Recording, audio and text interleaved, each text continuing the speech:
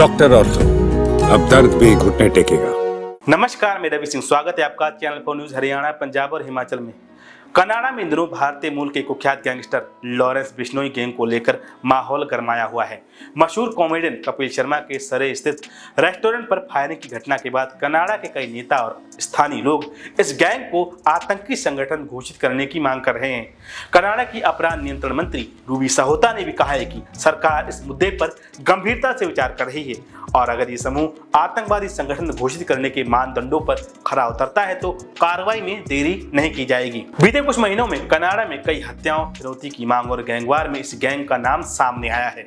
हैरानी की बात यह है कि कई मामलों में वारदात के तुरंत बाद गैंग के सदस्य सोशल मीडिया पर खुलेआम जिम्मेदारी ले रहे हैं। ब्रिटिश कोलंबिया के प्रीमियर डेविड एबी और अल्बर्टा की प्रीमियर डेनियल स्मिथ समेत कई वरिष्ठ नेता मानते हैं कि अगर बिश्नोई गैंग को आतंकवादी संगठन घोषित किया जाता है तो पुलिस को संदिग्धों की निगरानी, फंडिंग रोकने, संपत्ति जब्त करने और अंतर्राष्ट्रीय स्तर पर गिरफ्तारी करने के लिए अतिरिक्त अधिकार मिल जाएंगे।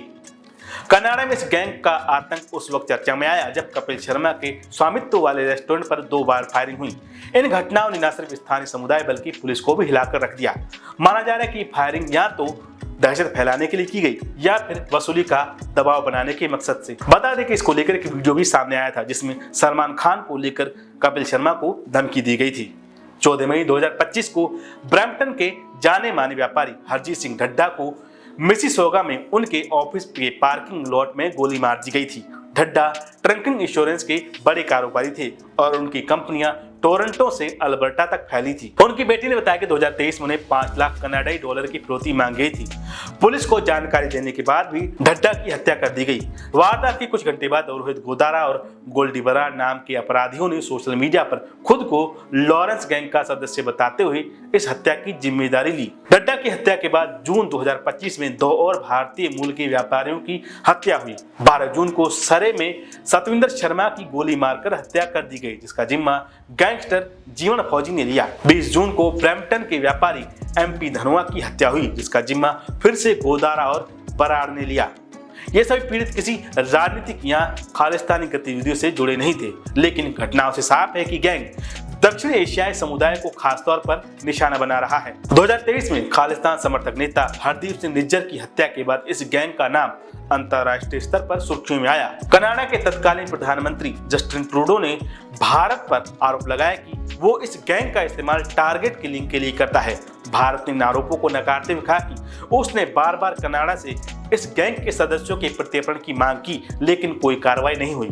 सरे के वरिष्ठ व्यापारी और लक्ष्मी नारायण मंदिर के अध्यक्ष सतीश कुमार को इस साल 2 मिलियन कनाडाई डॉलर की फिरौती की धमकी मिली। 7 जून को उनकी संपत्तियों पर फायरिंग की गई थी और धमकी भरे वीडियो भी भेजे गए। उनका आरोप है कि पुलिस की प्रतिक्रिया बेहद धीमी रही और अब उन्हें जान का खतरा है। पंजाब पुलिस के मुताबिक 32 साल के लॉरेंस बिश्नोई जेल में रहते हुए 700 से ज्यादा शूटरों के जरिए हत्या, वसूली और धमकी का नेटवर्क चला रहा है।